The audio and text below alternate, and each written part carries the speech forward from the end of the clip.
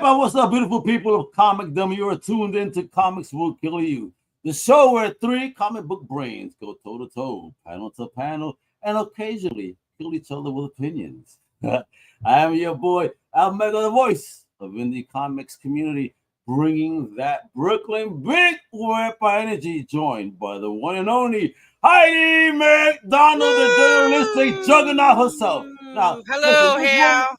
this woman knows every secret behind the scenes of this crazy industry, and of course, the living legend, the publishing the powerhouse, the man who's worked on everything from 2000 AD to Heavy Metal to Transformers, Doctor Who, and more, Mr. Dave freaking Elliott today, folks.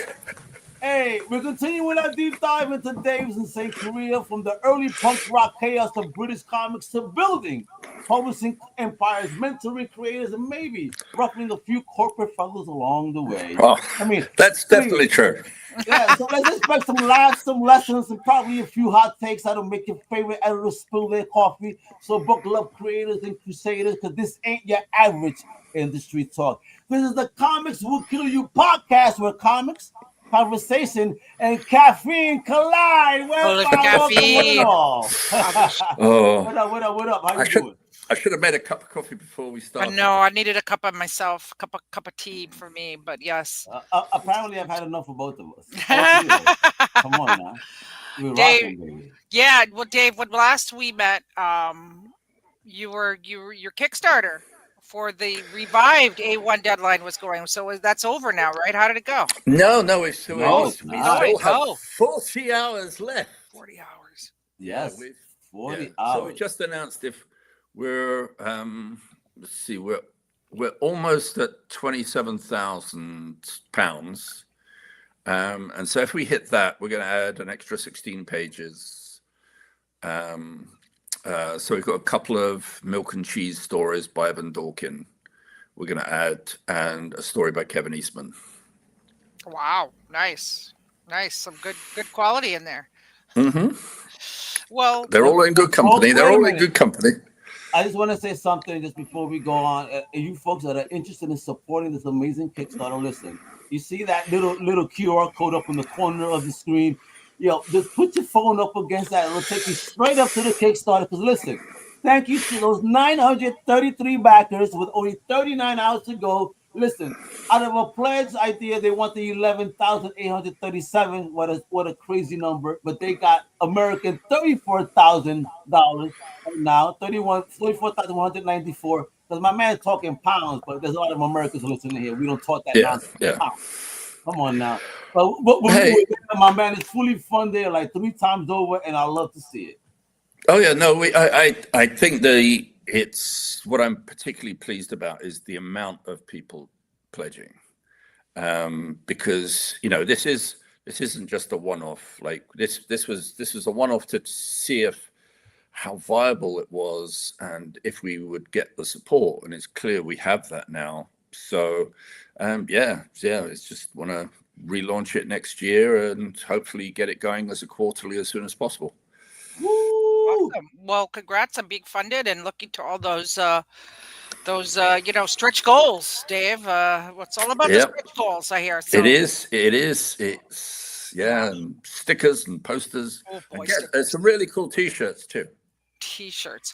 Well, this is all relevant to the topic. So we talked last time on episode 3 about your time at Deadline and kind of that period of the late 80s, early 90s. But as you said, we talked a lot about, we kind of got segued into Steve Dillon drinking stories.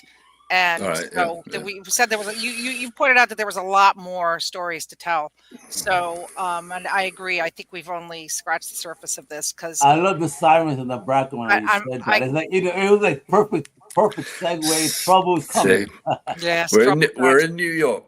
Yes, well, I am at Never Sleeps. Well, also, just listeners, or watchers, they're renovating the apartment below me. So there's, I was woken by another New York thing, woken at 9 a.m. this morning by the sound of hammering, and it's been going on all day. I think they've stopped for the day, but because that was a pretty good work day, if they haven't. But yes, we could hear also some banging and clanging. So.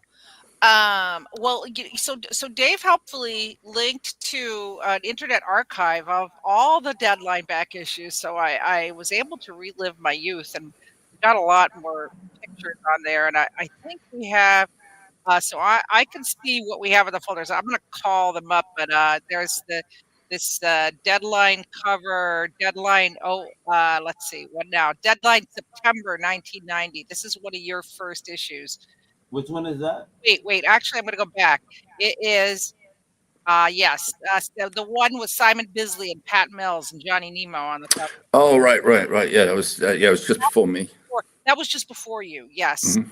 So if you go to, well, this is our new method that we have now, because I actually went through and looked at all the images. You know what? Go to the one below it there, that red one. That's it. Yes, the red one there. Oh, right here. Okay. Yes, there That we one. go. Okay. Well, this is still prior to your run, but you only were the editor there for about 8 or 9 months, right? Yeah. Yeah. And what brought you on and what brought you out? What took you out? Well, what brought me on was, I think, Steve and Brett were just kind of ending their run. They were doing a screamer with Pete Milligan for DC. And I think that it kind of broke them a little bit in that sort of, I think that sort of trying to juggle running a regular magazine and producing artwork on a monthly comic, trying to keep to those schedules was just too much. And they just was like, they needed a break. I remember when we first talked about me taking over, I think it was just, it was more or less like, hey, I'll take over for a few months and then you can come back if you want to. And then after doing it for a few months, it was clear, like Steve hung around for a little bit. Steve did a couple of strips. If I needed any help, Steve was there. But I think that the pair of them had kind of like, Brett wasn't going to come back. And Steve just decided, I think, that's just like, I'm just going to draw. I'm just going to go back to drawing full time. Well, I mean, editing an anthology, comics anthology magazine, let alone a monthly magazine with text and ads and all that, it's kind of a lot of work. So I can see how it would have really crimped their style of drawing their own comics. Well, I see. I mean, I definitely had the benefit of when I started to take over, like the first issue, I worked very closely with Steve on it. And there was a lot of strips, obviously, that it was kind of the rough format was already like Steve and Brett had done that. Like there was a lot of relationships. I wasn't going to go in and just go like, oh, I'm going to throw out all these artists and I bring it like that. I didn't see that as what I should be doing anyway. That was like, I'm like it. When I first took it over, I just thought it as like, okay, I'm just going to get this. I'm going to keep this going for Brett and Steve should they return. So a lot of the creators, I think it was talking to them. I was just a fresh voice for them to bounce off, to sound ideas, to talk ideas over with. And I think that was kind of like, oh, new perspective on things. Brought in a couple of new strips and art and creators. I think the difficult part was one of the things that sort of hindered it slightly was its frequency. It's not being able to keep on schedule. So getting it on schedule, working with like the designer Ra Khan, who was there. So Al, can you call up actually while we get there's I have Dave's first masthead. We actually found that. This print is tiny, which I'll get to. Yeah, it's should be in there. It's black. It's dark. It's reverse type. It's like my heart. Yes. Black type. Actually, while you're searching for that, there you go. That one. Yep. Yeah. Okay. Yep. There we go. Yes, there we go. So as you can see, the reverse type is impossible to read, even in these days with glasses, with 3D glasses. So, but there you could see, let's see, I could call up a larger version of it. And also the 90s were a time of horrible typefaces, and unreadable was the point. So yeah, but yeah, so your art director was indeed a pretty good fella named Ra Khan, right? Yeah, Ra Yeah, Khan. yeah. He was with Stephen Brett from the very beginning, and I think he doesn't get enough credit. Like, it's like a lot of people. When you say design editor or designer, it's you just think that, like, oh well, I'm going to dump a huge pile of artwork and copy on his desk, and that's going to be it. Like, the designer's now going to put it together. No, you talk to the designer ahead of time. Like, you bring them in on the conversation about, hey, this is what I want to do for the next issue. Got any thoughts? Because you want to collaborate. They're not just a designer. And if you notice there, like, also Mark Cox got credit as design cavalry. This was about the time when I first got to know Mark. Mark was working at Titan Books at the time, and it was a couple of years later that I stole Mark away from Titan. But no, it was, and I think that's probably why you've got, like, lots of different typefaces. there was always a sort of, like, that thing of, like, hey, do you know what? We how many typefaces can we use? Yeah, well, that was that again. This is a very 90s thing. I Yeah. did not put up the I did not put up your first editorial, and I should have, because it was so embarrassing. It's like, I think you did a doodle that says a man with boobs on his mind, and you drew yourself with breasts coming out of your head. Oh, I didn't do that drawing. Okay, I all right. hasten to add. So who did that drawing? I didn't put it up there. I'll make sure we have Oh, it for next time, just to Yeah, no, I can't remember. But actually, you don't want to remember, but yes, No. yeah, you were. do you know, I was, I think I have the issue. I could probably go over and yeah, get but it, I don't know why, because I shy away from embarrassing people. But it really says, like, the first line is Oh. something like, "Oh, shoot a red hot poker up me bum. Here I am. I'm editing Yeah. deadline," and it Yeah, goes yeah, on. And then I was like, something that, yeah. yeah. I don't think you quite had the tone down yet, maybe. No. It's Because just like, wow. It was like the equivalent of going, like, it's like unbelievable. Like, here I am, I'm editing deadline. Like, it was more about sort of trying to get that. Right. And, it Yeah. was a shock. It was like, wow, I'm freaking editing Deadline magazine. So yeah, I there's so much I did put up, like, if you want to call up, like, just some of the musicians that were being spotlighted, like Ice-T. Well, they were. I mean, I think it really, like, I think they started, like, very early on, doing a couple of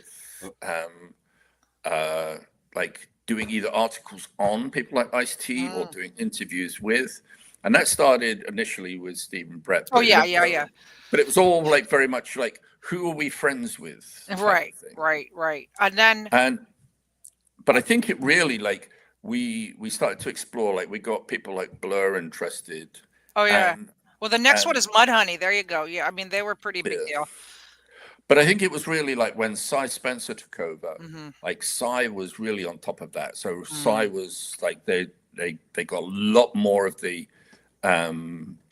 lot more music features. Like, I think one of my favorite covers was Glenn Dillon's Delight cover. Oh, it's great. Yes, I did not put that one up there, but yes, and then, well, going through the pages, if you want to call up Betty Boo, because I was like, there's all these ads for Betty Boo, and I gotta be now at this time in my own life. Who is this? Who is Betty Boo? Because Betty Boo, Betty. I can't remember how it goes now. It's like, because I was very, very, very, very, very into the music scene at this point in my life, and in Los Angeles, and so I mean, I'm not saying that I had an encyclopedic knowledge. You never can. But I don't remember Betty Boo at all. So who the hell was Betty Boo? Word. Well, it was kind of like it was kind of like that Betty Boo was already having ads in Deadline before I came along, and it was always like trying to find like where we were always trying to find people who were willing to put an ad in Deadline. Like, and no one ever wanted to pay for it at that point. So it was like so lots of free ads were given away, and you know, Betty would promote us at any event she was at. So yeah, it was That's the Cramps, by the way, the all-time. If you want to talk about the '90s in a nutshell, it's the Cramps. yeah, Yeah. yeah, we got Stuart Green did an interview with Nick Fiend for me on one issue. So it was kind of, yeah, it was kind of like we just, whoever was willing to be interviewed, we'd interview. So yeah, so there's no inside scoop on Betty Boo. Like, where is she now? What is she doing? What is she? No, it was just like even at the time, like I was like, I didn't know who she was. Like I had to. There was one issue where I think it was the first issue I did. I had to. They agreed to take an ad, but for that particular issue, but they didn't have anything, so I had to draw an ad for Betty Boo. And I did a drawing of her, literally like in about 2 hours, in about an hour and a half, 2 hours. Oh, shit. So Oh, man. Wow. Well, there you go. One of those things where it was like, you know, it was, you know, it's one of those things where I think this is, you know, when you're being really honest about things, often when like you look back and you go like, oh man, you guys, you put together a Bishan magazine, and it was like, oh, it was so cool. But a lot of it was guided by like who you could get to, who would allow themselves to be interviewed to put in a comics magazine. I mean, you put music on the cover, but it was still, for a lot of people, felt that it was a comic magazine. Oh, yeah, because it was probably about 60, 66-33. I mean, it was like 2/3 comics and maybe 1/3 editorial. If you want to, just call up the Tank Girl. I have a big, nice Tank Girl spread there. Yeah, but anyway, I'm sorry, Dave. Go on. I just want to kind of get some. No, it's just like, I mean, I think that's how things are. It's like, you know, a lot of things, particularly with anthologies and the flexibility of them, is that you can go you can move. Double page spread there. Go up a little bit. It's 2. It's 2. I think it's go up. There you go. That's it. The green one. Going to. All right, we're going to work on this system of calling up images for next time, folks. But we need numbers. You see how it's numbers? Oh, I should have done 13, numbers. 14. Oh, I should have done numbers. Okay. Right well, there. We learn. Well, But if you have this, it's if called you have it the same way as I have. Go down 2. Oh, you did it. So on that shot you saw back there, one of the. Nope. One more. One more? There's a lot of green. There's a lot of green. There's a lot of green. Well, this lead go. Yeah, you know, that one's good enough. There you go. Let's do that. It's not Tank Girl, but it is Tank Girl. It's good enough. Tank Girl, yeah. Yes, it is Tank Girl. All right. Yes. Go on, Dave. I'm sorry. No, and I was just going to say that one of the photo you had up of the T-shorts. One of the guys in that photograph was Matt Wakeham, who did the Foo Action book. Oh, yeah, man. Right. Yeah, dope dude. Yeah, so Matt was very much part of the kind of what used to be called the Worthing crew, which was, you know, Jamie, Phil, Matt, Alan Martin, you know, all lived in Worthing, which was sort of just outside of Brighton. Yeah. Right. Yeah. So he. Oh. So what was Jamie Hewlett like at this point? What was his deal at this time?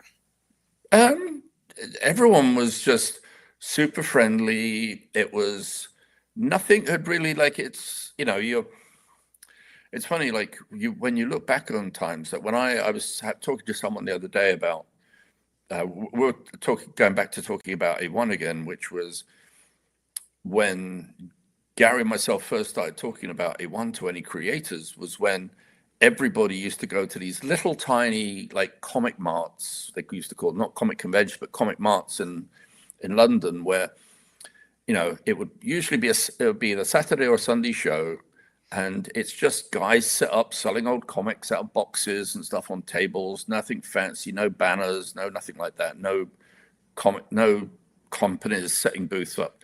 And we go there and we all buy old comics and magazines and toys, whatever. And then we'd go to the pub that was immediately around the corner.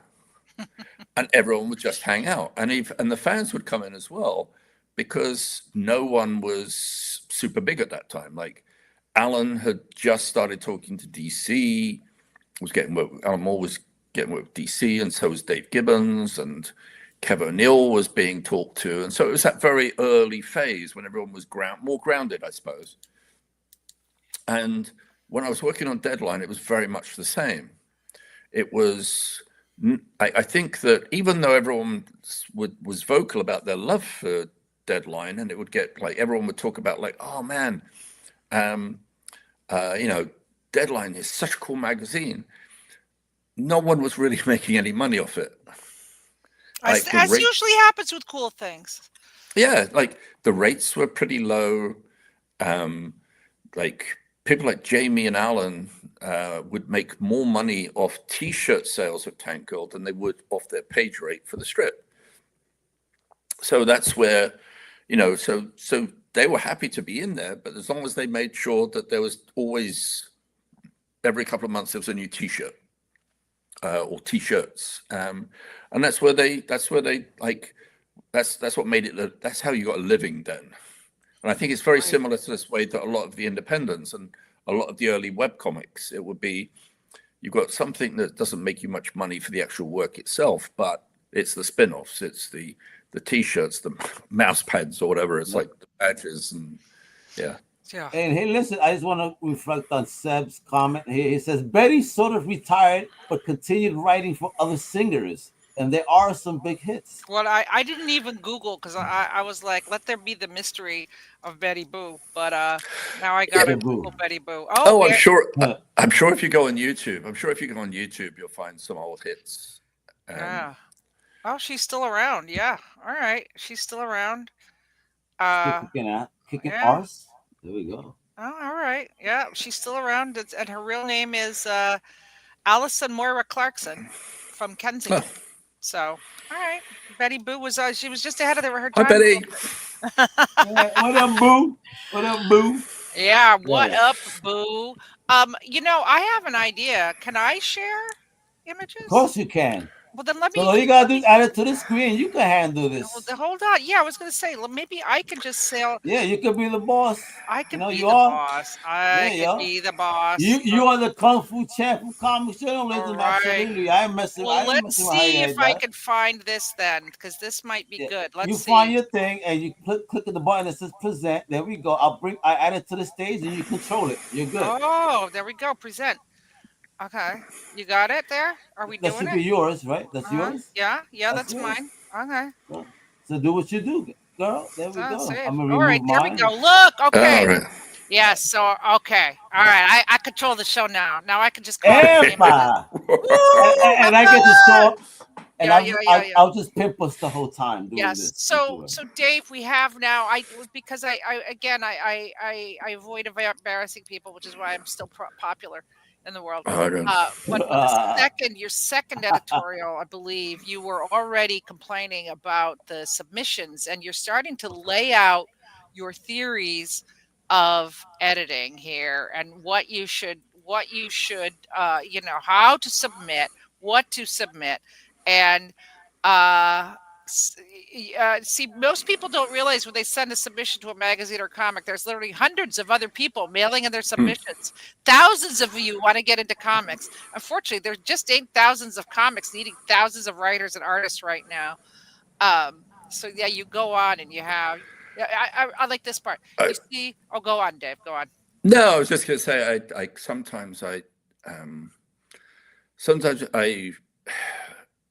I'm maybe a little too honest sometimes, as far as rather than going almost there, keep going.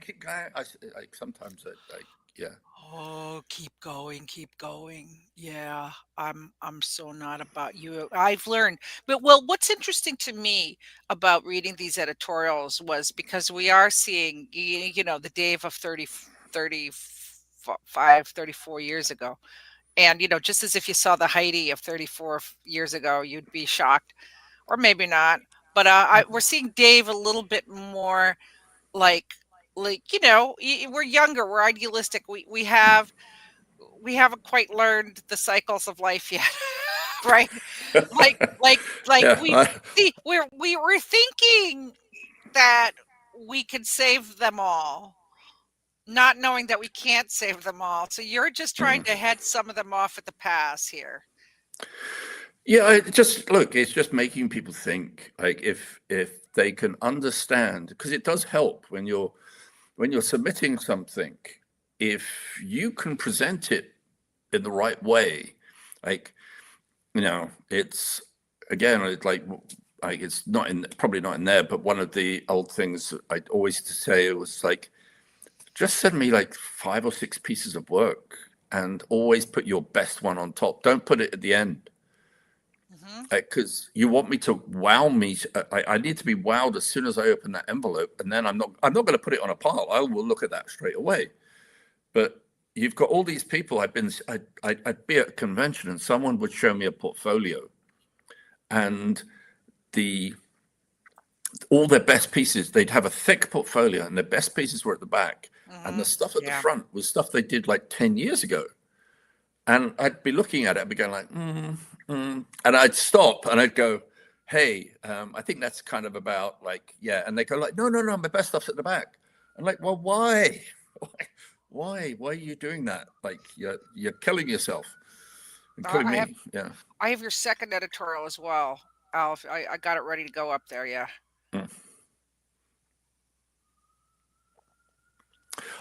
I think the thing I quickly want to say is, I think one of the things about like even Deadline, Deadline,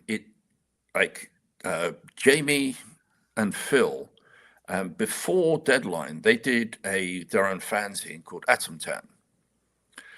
And because they did that themselves and published their own materials themselves in kind of a fanzine format, go to conventions, they had something in print to hand to Steve and Brett. And that is what helped them get into Deadline. Like it wasn't submission piles. It was Steve and Brett had seen this amazing fanzine. And I think that's another way, like that's, if you believe in yourself, then yeah, all right, do a fanzine. I mean, that's another piece of advice I give to everyone, and unfortunately we're in tough times here. A lot of people are losing their jobs. And I'm just like, volunteer, if you just sit around sending out resumes all day, that is not the way, because, first off, you become depressed about it and you need to, do something and show what you can do. So this is more of your submissions. This is really the Dave Elliott philosophy, I think. So I'm going to read a little bit of it just so we can see, because this is where it all comes from. Everything we're going to see, because we're we're only 4 episodes in. We're only 4 or 5 companies in. There's like 10, 12, 13, only 15, 4 or 5 companies. 20, 25 more companies to come. Right. Last month I said to give you some guidelines of submitting work. Well, dear editor, I'm really excellent at every style and genre. I know I'm good enough to strip your magazine, as I'm better than most of the artists you use. I have enclosed copies of artwork. Please let me know when you want my first job. Signed, C. Asshole. This is a slightly exaggerated example of some of the letters I receive. Why don't they have the sense to realize their work may not be up to printing standard? At least be humble enough to ask for an opinion. In my time at Deadline, I've only spotted 6 submissions good enough to use, and not one of them was asking for work. They were asking for help and advice. Now, this doesn't mean you have to be humble or grovel to get work. It just means that you may be too close to your own work to realize its faults. And strangely enough, you may not be able to spot your own strengths. Anyway, this edit is about submitting work, so I'll get on with it. Yeah. All right. I'm going to read a little bit of this. I think it's still probably pretty good advice. If you're submitting artwork, only send your best work. Don't send everything you've been working on for the past 2 years. The editor is going to want to see work completed in the past 2 months. Make sure you send work that shows how you handle continuity, anatomy, emotion, as well as how your characters blow the brains out of someone else. Remember, you may be called upon to draw normal families sitting down to dinner and talking, or 2 small children arguing over some choice. Important. Show the editor you can tell a story. That's so true. Don't send a portfolio of pinups. Well, nowadays that does work. Unless you're fully developed, ready to go, Simon Bisley, Glenn Fabry, etc. It doesn't tell the editor anything except, oh, this person can't tell a story. Is this all still true? Yeah, it will always be true, unfortunately. Yeah. And I think it's I remember one time there was someone who came in and they had their portfolio and they showed me this story they'd done, and there was no lettering on it. It was just the artwork, and it was a 20-page complete story. And I'm flicking through it, and it was kind of like a Tarzan type strip. And the person who showed me must have thought that no one's read any other comics. He had copied, not traced, but he had copied an entire Khazar story from Savage Tales and tried to pass it off as his own. And I'm looking at it, I'm going like, well copied. And he goes, what? Oh, I did this. No, you didn't. It's John Buscema. Did anything ever come of that person? Did you ever see him again? I don't know. Yeah. Actually, there's another story I remember when, and I didn't know what to say to this guy. You would remember this. Like, so do you remember the period of?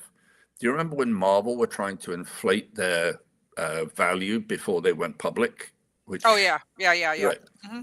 And they were flooding the market with just about anything they could put between two covers. Mm-hmm.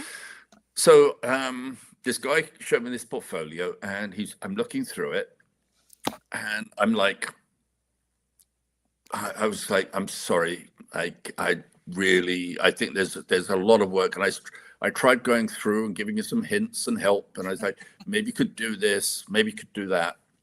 And he just looked at me coldly and went, that's all print.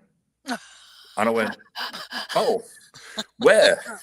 And he said, Marvel Comics. And I went, okay. And I just closed his portfolio. I said, like, I think you'd best go back. And he did not want to hear that his work wasn't fantastic. Like, Marvel had given him an issue of, I think it was the Knights of Pendragon, which, and of course I didn't recognize it because I just remembered the great issues of Knights of Pendragon that Gary Erskine drew. Like, there was like 10, 12 issues where Gary did this amazing run on Knights of Pendragon with Dan Abnett. And I'm seeing this thing and I'm going like, sorry, mate, I think you've got a lot of work ahead of you. And he's like, oh, it's been published. I'm like, well, you had higher standards. So some more. Yeah. Yeah, some more. Dave's wisdom from 1991. Also important, know the magazine you're sending samples to. If you've prepared your portfolio, especially for Fleetway, it's probably not worth sending that same selection of artwork to Deadline or Knockabout. Maybe. I think that's a little more variable, but sure. Right. I'm running out of space here. Always write a clear, concise letter. If you're sending us scripts, get them typed.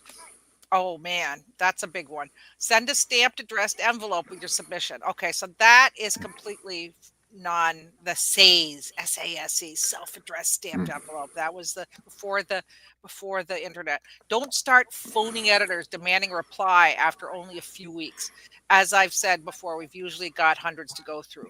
Don't turn up unannounced. You'll undoubtedly be sent away. Also, don't send originals, send photocopies. Yes, the person who shows up in person. I actually had that a few times in my limited experience at Disney before you couldn't get into buildings here in New York. But yes, what do you think is the optimum time for the follow-up? Because that's a good question, And I mean, it sounds like you're going through the slush pile here. So it's not like slush pile, you might never get an answer, Bub or Bubette, I think it depends where you what company you're with. If you're with a bigger company like Marvel and DC, and there's the assistant editor who's probably going to be given those in the first place, there's probably a chance that if there's anything good, you're probably going to hear back quite quickly. I think there is a tendency that if they don't see any hope in the material at all, that's such a tough letter to write, like that they just don't get a reply. Yeah. But that's not to say that if you've never got a reply for your work, your work's not up to it.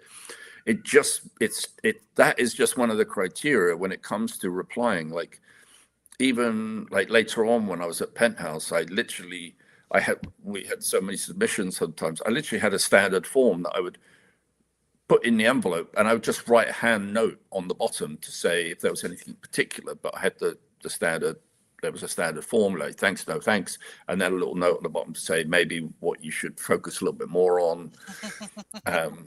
Well, go on.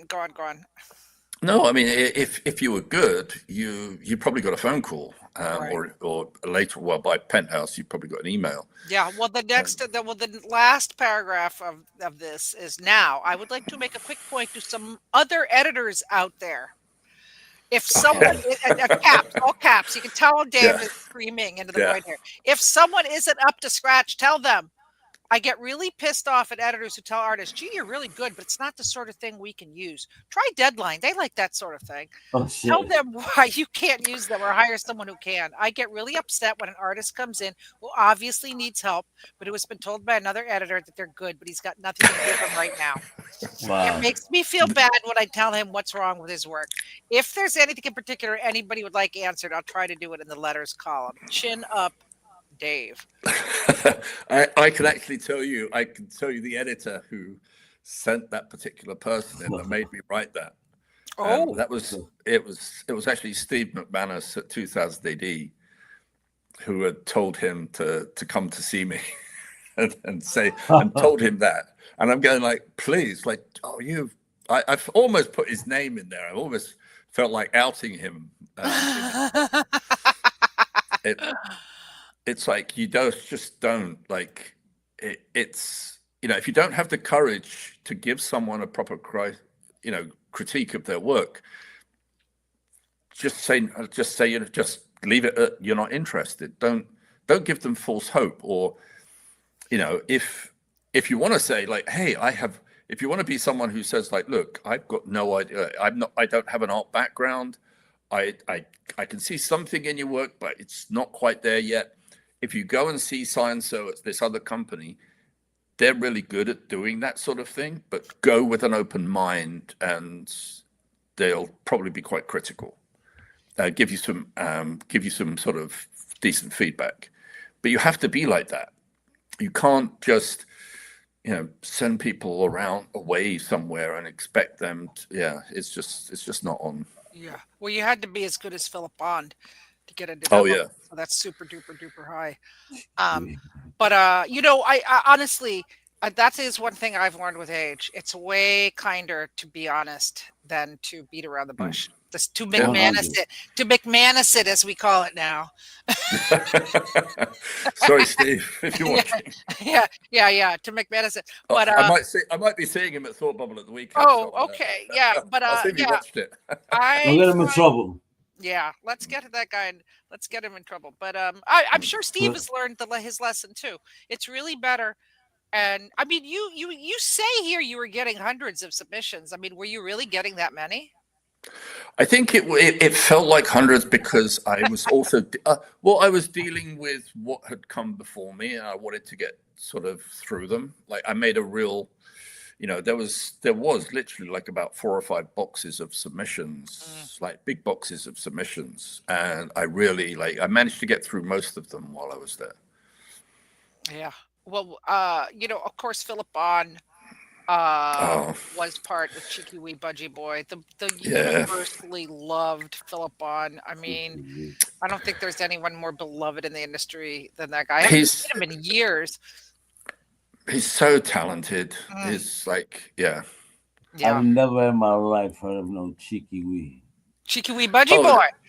well, that was his follow-up strip from Wired World. Like he did Wired World, and I think he finally got to that point where he goes, yeah, I think he just realized like this. It was even he felt it was like it lost its oomph for him, and he wanted to do something completely different. So I think this was with John Beeston. Gotcha. So you want to do something cheeky, and hence. Well, the part of I think, I knew Philip during my DC days because he married Shelley Bond, who was the editor of Shelley Roberg, now Shelley Bond, to the point where I don't even remember her, her name. I was the only person in the office who wasn't invited to their wedding. So anyway, it was tough times then. But so should we? Look. You know what? Heidi? That'll be my own podcast. I totally understand why I wasn't invited, so I know why I wasn't invited.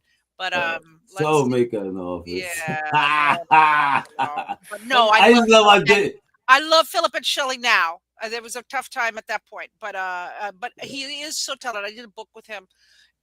But what are your thoughts on I'm going to go look at some of the contributors and get some of your thoughts on them, because there was a real rogues gallery of amazing stuff going on there.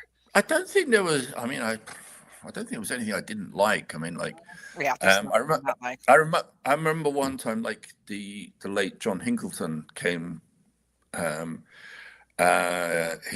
He asked if he could come and show me something. I was like, yeah, love it. And it was a portfolio, and there's sort of more like a gallery thing. And it was just like, it was amazing, but it was different.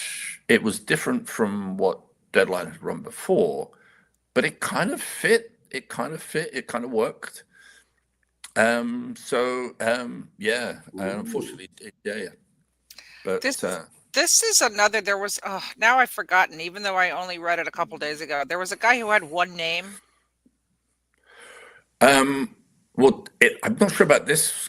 Yeah, I can't remember this artist, but there was another artist called. I think it was just called Dennis. Dennis, yes, Dennis. This is not Dennis, so I got it messed up. But no. Dennis was a regular, and yes, he was. Like Betty Boo, a mystery, like not really heard from. I mean, there's a lot of people who were heard from again, who gone on to have incredible careers. But who was Dennis? I can't, like, literally, I think I spoke to him a couple of times. He was someone who, it's funny, it was like, if I knew how to get hold of him now, I would, because I'd like to see what he's doing. I wouldn't even mind reprinting some of his old stories, because he was someone who I think, if he'd had access to an American market, he's the eye for some of his stories. And cartoons. I could have seen him ending up in the New Yorker magazine sometime. I really liked his work. It was like, I totally encouraged him to I think I never spoke to him on the phone. I don't think, can't even remember. It's a while ago. But, yeah. Well, no, I mean, it's very interesting to see some of the people who were, who were there, and I'd like the ones who went on. I'm trying to call up. These files are large, so they're not going up. These double page spreads. Well, I was going to say Shaky Kane is another one. Shaky Kane was brilliant. He's done one of the covers for the new A1 Deadline, and has a strip inside as well. Yeah. Is that really his name, or is that a tag? Oh, of course it is. I've heard crazy ass. It's his real name. It's his real name. I'm sure. Yeah. No, Shaky's. I believe it. No, it's like I love Shaky's work. Like and part of it I think might have been the fact that his early stuff for Deadline was kind of. It was he loved Kirby, which who doesn't love Jack Kirby? But then he would also pull in these, there was this character from Batman, I think it was Detective Comics, called the Living Eraser. Oh, and Shaky Kane just nicked the character and just put him in a couple of strips. Wait, where was where was the Living Eraser from? It was originally from Batman. Like, do you remember in Oh, 1960s there was a Carmen Infantino, like there was all I remember is the cover where this guy with an eraser on his head is diving across and erasing big chunks out of Batman. well, I'm That trying dude to. right there. Yes, there we go. Yeah, That's it. he called it Yes. the atomic Oh, eraser, but there it was I the have. living Yes, atomic. I have the larger one. If you could call up my image, there we go. The larger Yeah, one. Let me Yes, see. there we go. Is it Okay. the yeah, Yes. competition here? The What's going on? atomic relay. Well, I got mine with the, with the Yeah, without I got the the bigger one. Oh my you God, got. what are we talking about here? Well, I mean, come on. But yeah, anyway, here we go. The living eraser, the atomic eraser, rather. And yeah, yeah. this is a real, like, early, but you could totally, like, I mean, Shaky, That's yes, dope. completely still doing stuff. And I mean, just going through these old deadlines was like, wow, it's just, there's so much vibrant work. Was there, so, I mean, were you guys hanging out? Oh, yeah, there you go. That's it. Where are they now? Yeah, Yeah. yeah. In A1 deadline. Mhm. That's it. That's it. That's it. Well, it would be fun to do, like, maybe, what have they been doing since then? What have the been doing for the past 30 years? Well, I had 5 children and 3 are in Well, we are. jail. Well, we are going to do. I mean, there will be like one of the things we're going to do is spotlight on a lot of the creators we've got, both past and present, and interviews, galleries, interviews. So I think it's, yeah. So we will sort of like so. Although I don't know if we'll get a real interview with Shaky. Um, yeah. Yeah, no, I think that's definitely a go. Well, I wanted to bring up, this is one of the issues that let's see if I can get it in there. Da da da da. Oh, what is the issue with the file? They're too large, is why they're not coming up here. Oh, it's 8 megs. Gotcha. I wait, hold on. I'm going to fix this. I'm going to fix this issue. I wanted to talk. We'll call it up while I'm compressing it a bit. Should have gone through and compressed. Oh, well, you can do it. Okay, I'll let Do you some do this one. screenshots. Yes, you do the Clive Barker. The Clive Barker. It's called Mm, Clive Barker. Yeah, I because I got was yeah. going to this say, one here. one of the things that was so interesting to me going through these was just the cultural times. And Clive Barker really was one of the first, it wasn't the first because there were others, but of this kind of comic book world, like he was kind of the first crossover star in a lot of ways, Mm, right? Like he was obviously a very famous horror novelist, horror writer, and then Yeah, he, man. he created Pinhead, so that's pretty huge, right? And The then, Cenobites, all that, Nightbreed. Absolutely, man. yeah, I but then think he, I think I think horror writers in particular um, tend to lend themselves to comics more than potentially any other type of writing genre. Um, and I think like everyone read his books of blood. It's you go into anybody's house and they at least had one volume on the shelf. Um, and I think it was like, I mean, you look at people like Neil Gaiman. Like Neil wanted to become Clive Barker. Like, if it, when true. he went through his I want to be Alan Moore phase, then he became I want to be Clive Barker phase. Um, And then and he became, I want to be, I won't go there. Anyway, yes, yeah, let's that's not not, let's not go there. yes, Um, best. but anyway, but it's like, so Clive was someone who crossed those bridges, and he was so open to deal with. Like, I remember just calling him on a whim. It's like, hey, can we do an interview with you? And he's like, Mhm. yeah, absolutely. Well, Um, that was the other thing. I mean, that was where people, but it was very cross-pollinating. I mean, mm, it's like, I think of my sketchbook from the time. I have a drawing that Clive did for me, and because he would go to Comic-Con, and so he was very approachable, but it was also just this kind of like in the 80s, we call 86 the year the comics came alive with mm, Watchmen and Dark Knight and Mouse, but that self-respect that comics had was continuing into the 90s, and this kind of, you know, the ethos or the reputation that Deadline had was a big part of it, with, you know, Tank Girl being so well known, and, you know, just people were like, yeah, comics are cool, I want to do comics, and, you know, I'm a famous horror writer, but I like comics too, and, you know, it was really part of that whole kind of aesthetic, I guess. Well, I think that writing a comic or doing an interview was a lot less work than writing a book. So there was that, like, it's funny, like, how I didn't really think about it, but like, I've worked with Clive several times over the years, and it's just like, and it'd be like, I work with Clive, don't hear from him for like 5 years, do something else with Clive, pull back again, like, Right.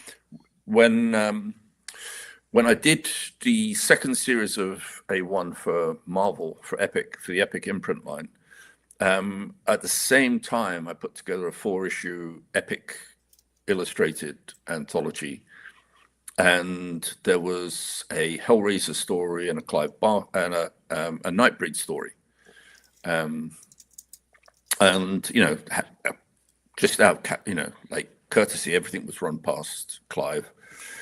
And then years later, when I worked at Deviant Art for a while, we did an online project with Clive Barker, and again, it's like he gets so involved. It's like you never feel like you're getting anything by half from him. Well, that's, yeah. And I mean, he's so talented. I mean, obviously he also directed movies, you know, so I mean, he really has done it all and remains very popular, having done so. But yeah, it was just interesting kind of seeing like some of these personalities, like, you know, we didn't see Kevin Smith in here, but obviously he kind of came up after this. Like, there was these crossover stars who were kind of you know, bringing comics to their own audience and really expanding the audience. I want to mention.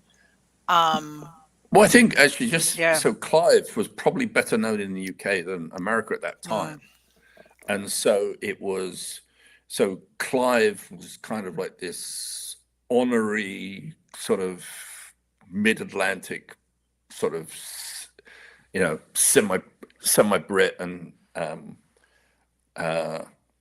so it, like, yeah, he was, you know, some people get accepted, and I think, you know, some people in the community, in their communities, get accepted into other markets a lot easier than others do. Yeah, totally. I want to talk about one other element of just the culture at the time, which just cracked me up so much going through these pages, was that there was so much Elvis, right? Like, Elvis, people were so That's Shaky Kane. Most freaking. of that's Shaky. Was it him? Because, Yeah. but I mean, it's not. See, that's Shaky Kane. Okay, yeah, there you go. But what's really, and there's several other Elvis strips that were there. Okay, so it's all Shaky, but, you know, people. You'll probably find it sort of Shaky. He did a cover with where it's he did a Elvis with Flaming Carrot on the cover. Right, and but people were. I mean, it's so true. People were so obsessed with Elvis around this time. But you see, it's like, as you see here, it's like, you know, it's Elvis versus Godzilla. Yeah, but you know, the Elvis cult of, you know, Elvis is alive, Elvis is working for the FBI, you know, Elvis is at a rest home, Bubba Hotep. It's just fun. It's fun to explore. It's fun to talk about, and you like, and I think it's that thing of we would talk about it and use it, but not take it seriously. Today, there seems to be take this stuff seriously, and it's just like, no, we never thought that he was alive. It was like, no. So you've come into Deadline, you've dispensed your editorial advice to the teeming throngs, and then you left and Cy Spencer took over. What happened? What do you mean? I mean, why'd you leave? You know, or what happened though? What happened? Yeah, what So happened? so originally I only came on because I was doing A1. I was in discussions already with Marvel to do the second series already. Mm. Okay.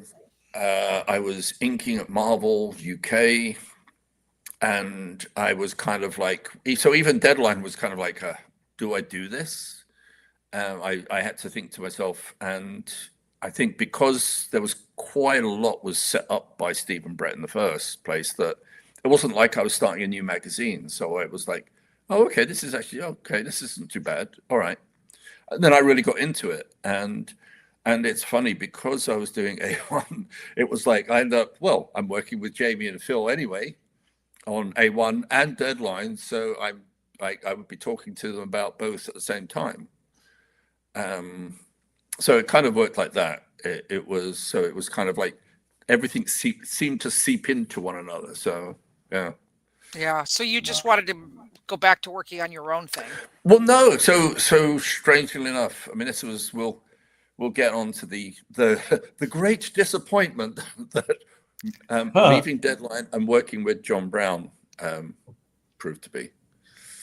Oh, Ooh. well, ooh, well, this might have been a little bit after your time, but I'm gonna just throw up like if anybody, I'm gonna throw up two more pieces of art here just because I love them. Like you also, or not, if it wasn't you, then somebody also at Deadline just decided, like, hey, we're going to like just run the Oh best yeah, American comics, including Flaming Carrot. Actually, there's yeah. another one So too. yeah, Uh, so I set that up. Um, uh, it's funny. oh yeah, if you It can put was up, weird. Yeah. yeah, there we go. So I brought in Bob Burden and um, even brought in Evan Dorkin, but most of those appeared after I left. So I kind of set up quite a bit for Cy on the strip front. I knew that his interest was going to be more on the articles and features anyway. But yeah, and it was funny, like both, I think both Bob Burden and Evan Dorkin both told me that their T-shirt sales went through the roof because people in the UK wanted Flaming Carrot and Milk and Cheese T-shirts. Jeez. So Wow. they did really well with those. Yeah. Well, I mean, if you flip through the issues that are like right after you left and, like 92, 93, like you'll find like you have these English strips, and then there's like all of a sudden it's Flaming Carrot, and Mm. it's Evan Dorkin, and it's also Love and Rockets, and Hmm. it's kind of like, oh, you just strip mined the absolute best of American comics, and I'm not going to put like the funny thing about Bob is that he is a self-taught artist. Okay, so he Mm. had Oh no, never yeah. right, he had never studied art. He had never. He just decided one day that, hey, I guess I can draw comics, and his writing. I to this day, that stuff just cracks me up the hell up. I love it so much. And, he's one of a kind. And, he's still out there working. He's still doing all kinds of things. And then you'd have, but, it's weird. It's the acquired taste. Then you'd have like Love and Rockets. I think this is one of the all time great pages of comics art here. Yeah. It's like one I think about all the time. Um, it's kind of like, Hopi's band is touring. So it's kind of like the flip side of everything in Deadline, where you're interviewing these bands and, they're in their band photos and they're all Mm. confident in their, underwear. And then like the Jerusalem Crickets go on tour, and it's so bad that Hopi has just burned her bass guitar, and the drummer is trying to get her back. And, sometimes you wake up in the backseat of your car in the morning coughing. Huh. Oh yeah, but it's Love and Rockets is the perfect material for the Deadline audience, though. Oh, Yeah. 100%. Yeah, yeah, yeah. I mean, I guess what I'm trying to get at in my way is like you were running some of the absolute stone cold classic, so let's go back to this a little bit, because this is like, why are you sitting there thinking, I think what Deadline needs is Flaming Carrot. Well, I did. It was kind of like it's like it's a beauty. It's why I think I've always returned to anthologies. Like I love the variety and and it's, there's some strips that where someone like Shaky Kane, for instance, like I love his short stories, his short form stuff. And even with Bob Burden, like I love all his short stories. Like a couple of times he tried to write something longer form. It was still funny. Like it's still good, but I kind of like really loved those, like, like the little 4-page Moon Boy stories and stuff like that. It was just, like the Mystery Men were like it all introduced as pager, like, and they just, it's like they're wild, bizarre, and it was like, and again, I think I was like anybody that had ever read Flaming Carrot, when we all heard that there was going to be a Mystery Men movie. I think I know I did. It was like most people I spoke to was like, what? How are they going to make that into a movie? It was like, what? Yeah. Funnily enough, it's a bit of a cult film now. I mean, it had this incredible cast. We did a whole podcast or live stream on one of my other projects a few years ago, all about, we rewatched Mystery Men, and we can see why it wasn't a big giant hit, but it was a lot better than people give it credit for, I think. I guess I'm just jealous. If I'd been an editor in 1991 and they said, Heidi, you can do whatever you want, like, I think the first 3 people on my call list would have been Bob Burden, Jaime Hernandez, and Evan Dorkin. And but you have to remember as well. See, but you're already in America. Like, this is for a British magazine, right? Who most of those people hadn't seen that, so it was kind of the audience was different. So like a lot of British independents didn't really. In comic shops, they had a little following, but it wasn't until I think Deadline even helped boost. Milk and cheese, just yeah. I mean, that was if there was ever a stablemate to Tank Girl, it was Milk and Cheese. Oh yeah, it was like I did a mini series for Image Comics at the end of the 90s, and in the last issue there's a massive crossover, and I got to use like Mr. Monster, Flaming Carrot, Milk and Cheese. There was Savage Dragon. There was, what's the character that was created by Joe Quesada and Jimmy Palmiotti? Ash. Ash, yeah. So Ash, yeah. Ash made an appearance in there. Well, and I even snuck in South Park. So yeah, I mean, Evan is just, man, he is out of control at this time. But just absolute classic, just classic stuff. And I think ironic. I think ironic sense of this headline, but anyway, yeah. So let's. But yeah, that was a good job on that. So Dave, let's go to the sad part now. What is this great disappointment you're speaking of? With John Brown, you said you went to John Brown. Well, I mean, I don't think John Brown is going to be a huge. No, let's just tack on John Brown. We have about 10, 15 minutes, so let's just tack on John Brown right now. Let's get to the end of the Deadline era, and then. Do you know what? No, I tell you what. Let's not. Ooh, all right. Nice. No MMA matches over here, not yet. No, it's funny. Like see, there's something we haven't talked about, and that is like, so you got the magazines, you got the editorial, you got the fans, but there was something, and it made me think about it when we were just talking about Clive Barker, and I made that comment. I said like Neil Gaiman wanted to be Clive Barker, and I don't know if this is going to come across a little bitchy or anything, or sort of like, but I remember when Neil Gaiman first wanted to get into the industry. Like the very first time I ever met Neil Gaiman was when I was working for Des Skin at Quality Comics, and Neil walked into the shop wearing a sort of a purple, I think it was purple or maroon suit, and with a matching shirt, and Des wasn't there, but he wanted to know if Des would stock his little book of, he did a little book of poetry. And I was like, you can leave a copy. I didn't know who Neil was, never heard of him before. And like, I think at the time he was only writing for, there was some sort of top shelf magazines. He would write interviews or articles for top shelf magazines. And later on, he would pop up again in other places at conventions. And yes, we're talking about Black Ball Comics. Yeah, we're getting DJ. to all of them. Yeah. Do not We'll worry. get there. We'll We'll get get there. We're there. getting to all And actually, of them. DJ, you'll be pleased to know we're returning to Black Ball Comics next year. Oh. But no, but it's so like, you know, like you go to conventions and there'd be those people that, like, you know, that everyone would try to avoid. Yes.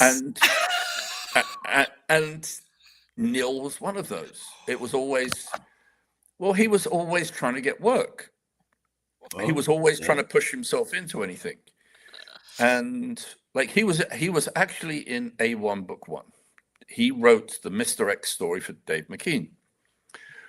Unfortunately for Gary and myself, who we didn't want Neil in the magazine, in the book at all, when Dave McKean delivered that strip, because we thought that Dave was doing it all by himself. So he delivers the finished art and said, oh, by the way, Neil Gaiman wrote it. And we're like, okay. And then as soon as Dave leaves, Gary and myself are like, fuck you, that fucking bastard, that fuck. Yeah, and I remember asking, later on I asked Kelly Jones, I wanted a Kelly Jones story in there. So I asked Kelly, I said like, hey, will you do a story? He goes, oh, I'd love to. He goes like, yeah. And so he did exactly the same thing. He delivers me this story and it's like, oh, it's written by Neil Gaiman. It's like, oh, fucking hell. Now, to be fair, they were probably quite well written. I mean, I'm not. Oh no, gonna, no. It was a thing where it was literally like you could,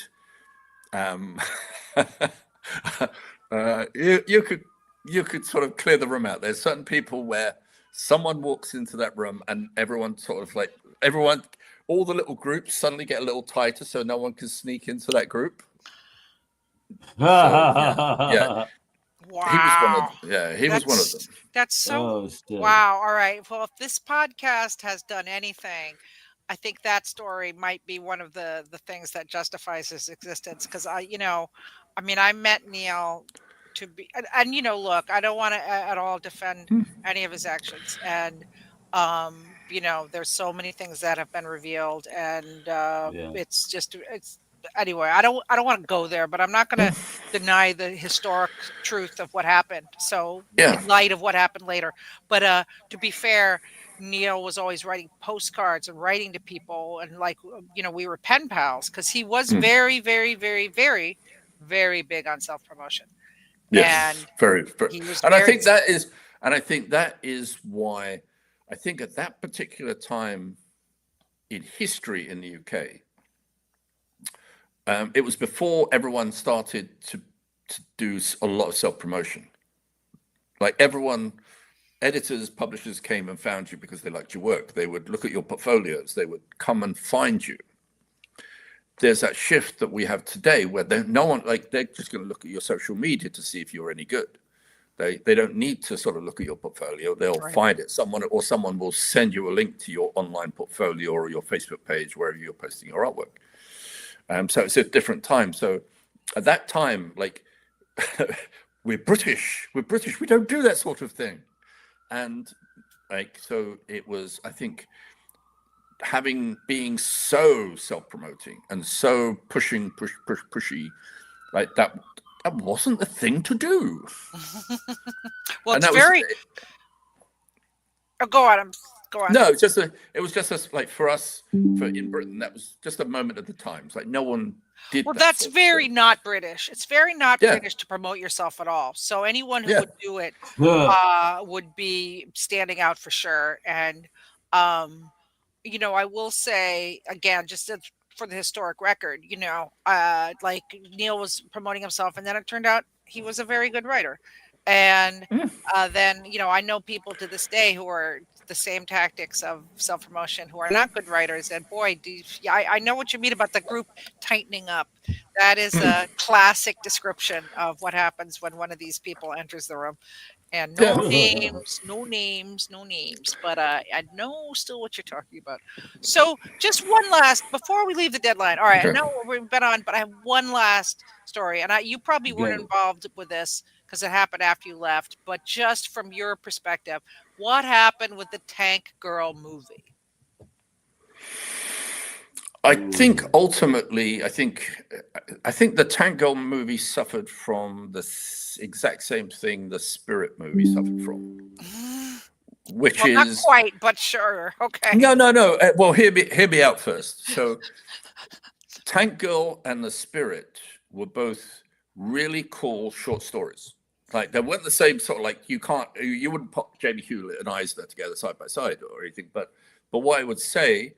Well, I would in an anthology, but what I would say is they worked really well as short stories, and then converting them to long form, and I think with Tank Girl, I was talking to Alan Martin about this only recently. It was like what they had to do with what they ended up doing with Wolverine, which is Marvel.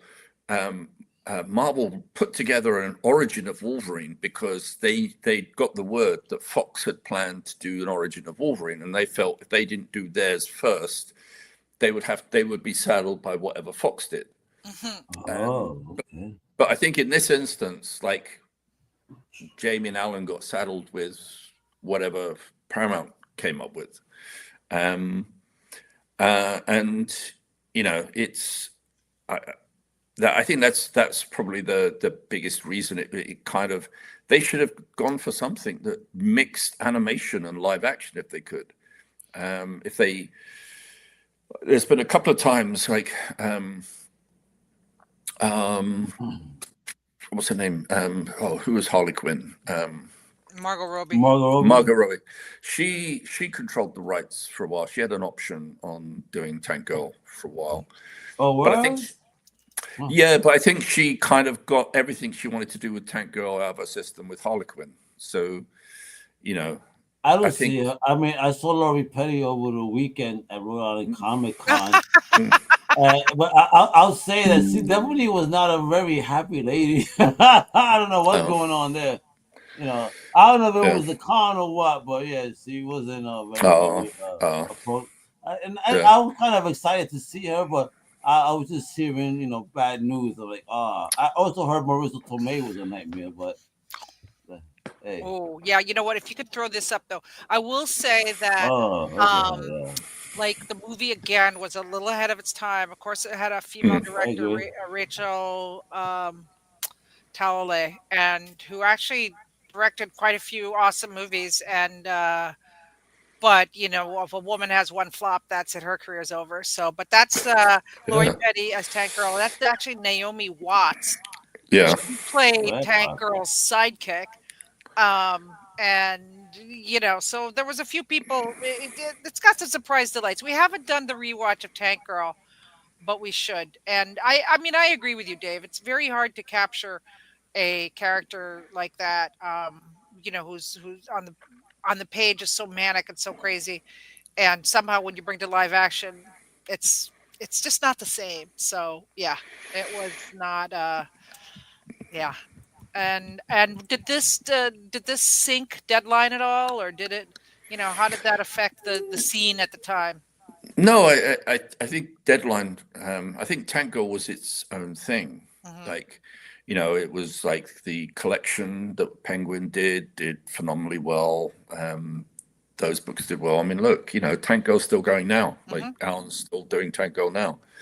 Yeah. So it's she's got a lot of life still left in her.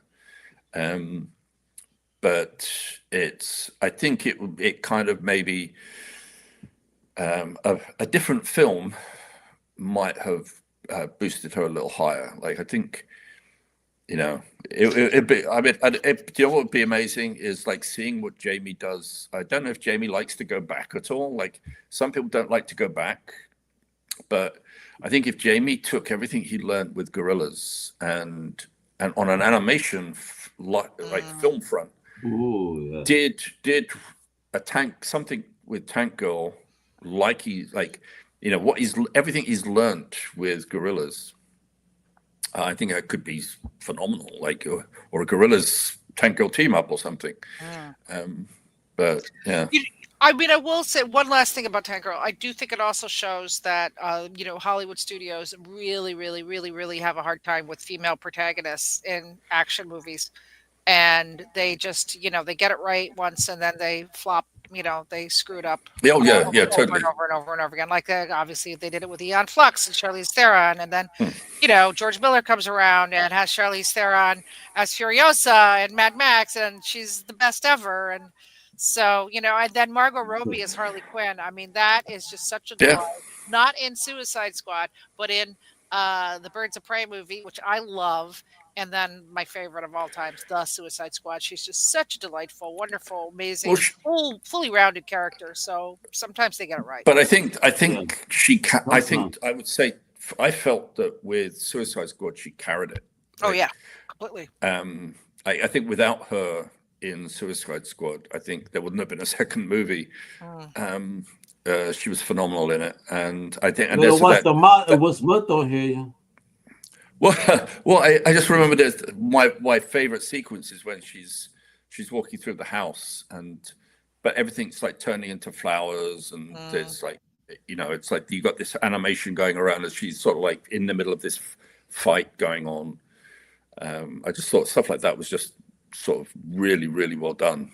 Well, I love in the Birds of Prey movie where the motivation is she loses her bacon, egg, and cheese sandwich, because that is relatable.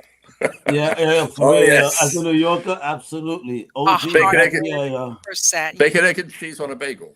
On a bagel. Yeah. Well, I like it on a croissant. On a roll. I like it on a roll. A roll with ketchup or salsa verde is the best. You know, when I go to the cart and I'm like, salsa verde on my back.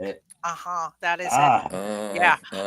So see, I thought we would have a mini chat here, a mini argument about bagel choices, but you went straight for the croissants. So, no. There's no too much. I look at everything bagel. Actually, when I was living in New York, my local deli, he actually would make specially for me he did a multi-grain bagel, but as an everything bagel. Right. Well, I just this morning went and, you know, Dunkin', it has the $6 meal deal now. And you know what? It's really good. You pay $6 for a cup of coffee most other places. Then you get an egg sandwich on a croissant, bacon, egg, cheese, and 6 hash browns. So if I sound like an ad for Dunkin', I am. No, I think it was. Let's get a sponsor, Dunkin'. Let's make it happen. Dunkin', please sponsor it. Yeah, I think it was around WonderCon time. I think it was. It was the first. Chris Northrup and myself went into a Dunkin' Donuts, and it was the first time I'd been at Dunkin' Donuts. You know, probably 10 years, 12 years. Like my kids used to like Dunkin' Donuts. Yeah. Well, that's a big New England thing there for Al up and Bath. They're the home of DD. They're everywhere. DD is like bodegas in New York over here. But you can't live without your Dunkin' in New England. I mean, it's just you see a Dunkin' and you get some. Like it's even if you already have one. Well, it's true. There's also Cumberland. That's actually another big one that people go to. Cumberland, even though it's a gas station, apparently their coffee is actually really good. I prefer theirs. A little bit stronger. Good to know. Good to know. All right. Well, I think we're wrapping up here. So, Dave, we're going to talk about the sad, disappointing. Now you got a teaser. So in our next episode, you are going to hear some very sad stories from Dave, and we will see what is up with that and the ending. But any last words for now on the Deadline era? No, just it was. I remember there's many times I've looked back and I've gone. Obviously, you don't like sometimes you see that trajectory. It's like you see where you're going. And, someone offers you something like, because Deadline wasn't on my planned trajectory, so it was like, oh, okay, and I did it, and it was like I loved it, but it was still like it was almost a distraction from where I was going, but it was like I was really enjoying it, and obviously we'll find out what had happened to John Brown and beyond. But there's many times that I've looked back and I've gone, oh, I wish I hadn't left. Like, I wish I'd just carried on doing Deadline. Okay. Well, we are about to, if you made it to the end of this episode, let's just say we are about to enter Dave's trifecta of amazement, because we're about to enter with Tundra, and then Penthouse, and then Radical. So we are entering the darkness. It's like if you've ever been on the Pinocchio ride where you go in and fail. Do you know what? I'm always tempted, when we do Penthouse, I'm going to see if I'm going to reach out to some people like Elliott Brown, because Elliott Brown worked with me at Penthouse. And because we both sort of, I had different schedules of when we were on, and we had different experiences and different points of view, but it was all like crackers. Yeah, let me see if I can persuade someone like Elliott to see if he'll come on. All right. Well, I'll quiz John Green, the assistant that we shared at the time. Oh yeah. Well, John came on more after after George. So when I'd taken over, there was like did you ever get to know did you ever know Merv Garretson? No, I did not know him. No. Oh, just Merv. I mean, his name was Robert Garretson, but everyone called him Merv. And he was working at Wildstorm when I met him. But he wanted to move to New York, and I just was in the process of losing an art director, and so I think it was like Scott Dunbeer introduced me to Merv, and Merv came. There's more to come. It's a fun time. We have more episodes to come. So yeah. There's the whole George Carragon period, and then there's the after George Carragon period. Oh my God. Yeah. So like ADBC type shit going on here. I can't wait. So there's, as we like to say, my other podcast, more to come on that. So anyway, thank you, Dave. Thank you, Al. Thanks. No, thank you guys. Thank you guys. And everybody that was tuning in, make sure that you support the Kickstarter. We got a couple hours left. Let's make it happen. The Kickstarter's live now. The A1 Deadline special. The link is below. Go ahead. Got about 30 hours left. Make it happen. Of course, check out everything that Heidi got going on Comic Say. Check out that dope website, Comic Speed, keeping you in tune with the scene, the industry. You know what I mean? Check out Dave on X everywhere. Dave Elliott, that's DWV Elliott, and on Facebook at Atomic Press site. And of course, we're going to be having a website real soon at Comics Will Kill You podcast. Check us out on the socials, and on the podcast at Comics Will Kill You with the letter U at the end. Right, you can check me out at Comic Crusaders and at the Real Omega. I appreciate everybody that was tuning in. Keep it real. Turn on that subscribe button. Hit that notification button. You know what I mean? Just you know what to do. All right, share. We got the stories coming through. Omega, Dave, Heidi, hasta la próxima. Wepa, let's go.